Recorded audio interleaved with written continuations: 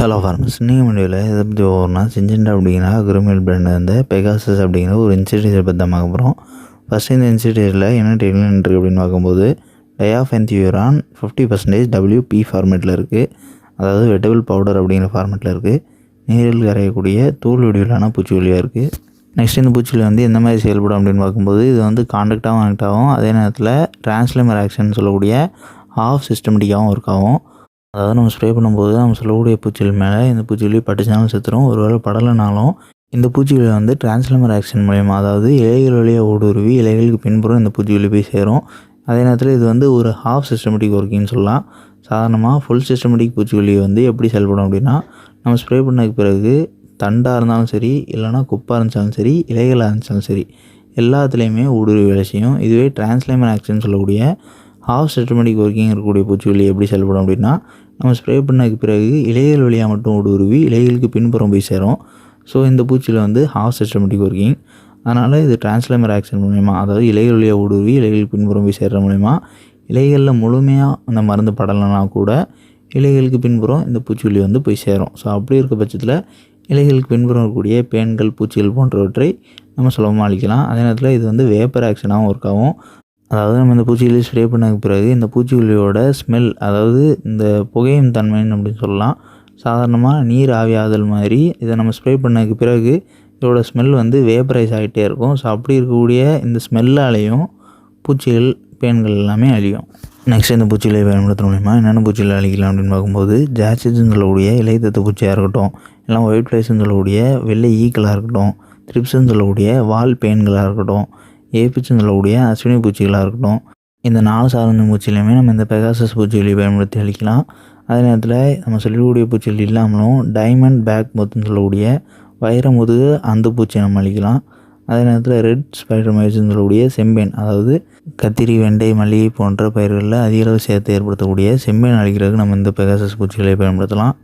And இந்த பூச்சிகளோட டோஸின்னு பார்க்கும்போது 1 litre தண்ணிக்கு 1 கிராம் பயன்படுத்தினா போதும். அதற்கு அதிகமாக பயன்படுத்தணுங்கிற அவசியம் கிடையாது. அண்ட் இந்த பூச்சிகளையே எத்தனை நாளைக்கு ஒரு முறை பயிர்களுக்கு பயன்படுத்தணும் அப்படின்னு பார்க்கும்போது ஒன்ஸ் நம்ம ஸ்ப்ரே பண்ணதுக்கு பிறகு குறைந்தபட்சம் 1 வாரத்துலேருந்து 10 நாட்கள் வரை நம்ம இடைவெளி எடுத்துக்கலாம். அதே நேரத்தில் அதிகபட்சமாக எவ்வளோ நாட்கள் எடுத்துக்கலாம் அப்படின்னு பார்க்கும்போது எப்போ சாரஞ்சு பூச்சாகல் திருப்பி ஏற்படுதோ அப்போ பயன்படுத்தினா போதும். உதாரணத்துக்கு ஒரு 2 வாரத்திற்கு பிறகு இந்த சாரஞ்சு பூச்சாகல் ஏற்படுது அப்படிங்கிற பட்சத்தில் நம்ம ஸ்ப்ரே பண்ணலாம். அப்படி இல்லை அதற்கு மேற்பட்டு தான் ஏற்படுதுங்கும்போது நம்ம ஏற்கனவே சொன்ன மாதிரி ஏற்படும் போது பயன்படுத்தினாலுமே போதும். அதே நேரத்தில் குறைந்தபட்சமாக பயன்படுத்தணும்னு சொன்னது வந்து அதிக அளவு சாரஞ்சு பூச்சாகல் ஏற்படக்கூடிய பயிருக்கு 1 வாரத்துக்கு ஒரு முறை அப்படிங்கிற விதத்தில் நம்ம பயன்படுத்தலாம். இல்லைனா 10 நாளைக்கு ஒரு முறை அப்படிங்கிற விதத்தில் கூட பயன்படுத்தலாம். அது அந்த பயிரில் ஏற்படக்கூடிய சாரஞ்சு பூச்சியோட தீவிரத்தன்மையை பொறுத்து. அண்ட் இந்த பூச்சிகளோட கம்பேட்டபிள்னு பார்க்கும்போது இந்த பூச்சியில் வந்து நம்ம மற்ற எந்த ஒரு பூச்சிகள் கூடயும் சரி, பூஞ்சான குழிகள் கூடயும் சரி, நுண்ணு சத்து மருந்துகளுடைய சரி சேர்த்து பயன்படுத்தலாம். இதனால் பயிர்களுக்கு எந்த ஒரு பாதிப்பும் ஏற்படாது.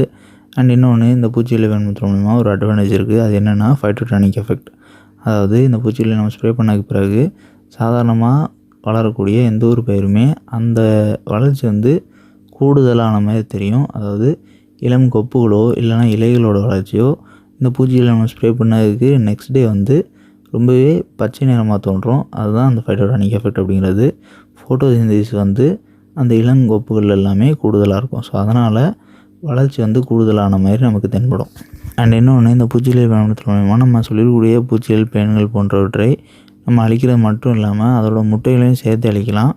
ஸோ இதை பயன்படுத்துகிற மூலமா எல்லா ஸ்டேஜ்லேயும் இருக்கக்கூடிய பூச்சிகளாக இருக்கட்டும், இல்லைனா முட்டைகளாக இருக்கட்டும், இது எல்லாமே அழிக்கலாம்.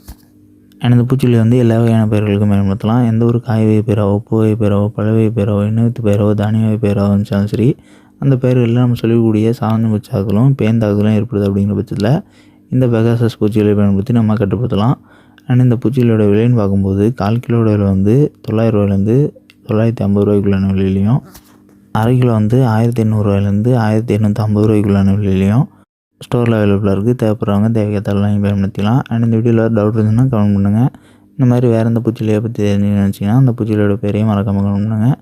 அண்ட் நம்மளோட வாட்ஸ்அப் சேனலோட லிங்க் வந்து கமெண்ட் பாக்ஸில் பண்ணிக்கிறோம். ஜாயின் பண்ண நினைக்கிறவங்க ஜாயின் பண்ணிக்கங்க.